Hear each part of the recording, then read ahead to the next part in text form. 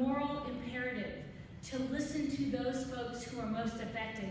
So I thank you for being here. You know, we are going to talk about environmental justice, and I'm kind of going to tee up my brothers, my colleagues. Our tribes all have unique issues. They are very different. The Spokane River from the Columbia River, from the Snake River, that we have unique histories with the tribal government and very unique environmental homelands. In Eastern Washington, the Spokane tribe, Spokane, we might talk about uranium contamination and the Midnight Mine. Or if we're Colville and Spokane, we'll be talking about Grand Coulee and hydropower.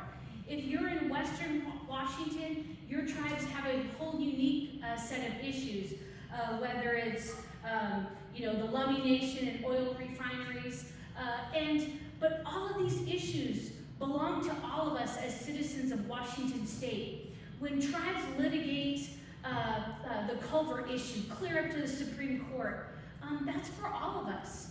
You know, salmon is something that was rich in our Spokane area. You know, our Spokane rivers, the Spokane, the Skahet, had 80-pound salmon.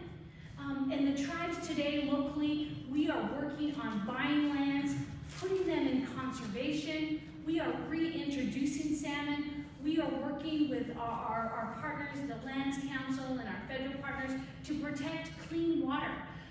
Locally, we work with the river keepers, Jerry White Jr., and work on water conservation, water quality. So there's all these amazing things that tribes are doing that you might not be aware of, but it's good for all of us. As citizens of Spokane and Washington State, good, clean, fast-running water is good for us. It's good for the salmon, the trout, and the tribes are working hard to reintroduce salmon to this area. It's a beautiful story. If we don't have salmon, you know, someday there might not be orca whales. And what a sad state of the world that would be. So, you know, this legislative session, you know, tribes are working on health assessments, MMIW, cold cases, a whole range of different activities. Here in the city of Spokane, the American Indian Community Center is trying to secure land for a home site, whole ranges of issues. We just want to talk to you just a little bit of some of the activities that we're working on, whether it's locally, it's regionally, it's international. Our Indigenous people are advocating for the environment. Sometimes the things we advocate might be in conflict, even with environmentalists.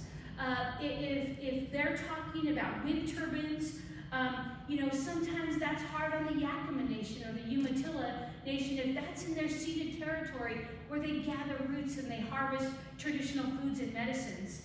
And when you hand over those lands to private entities, it's hard for us to continue to go out and gather our traditional foods and roots. So we ask you to consider those unique situations that affect tribal communities in a very unique way.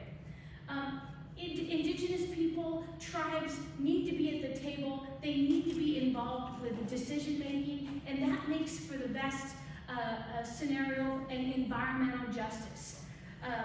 We are working hard, and there are a number of bills that you could take a look at, but you can look at the Integrated Climate Resilience Strategy. It will improve climate resilience through updates to the state's integrated climate response systems. But, you know, as we move forward today, just know that there are lots of issues. And when tribes have high water quality standards, which is all right under the Clean Water Act, people get cranky about that. But we are trying to protect water for all of us. Our river is connected to our aquifer, which is our drinking water. So we thank you for standing with us. We thank you for standing with the Spokane River Keepers. And thank you for being here today. Lem Leps.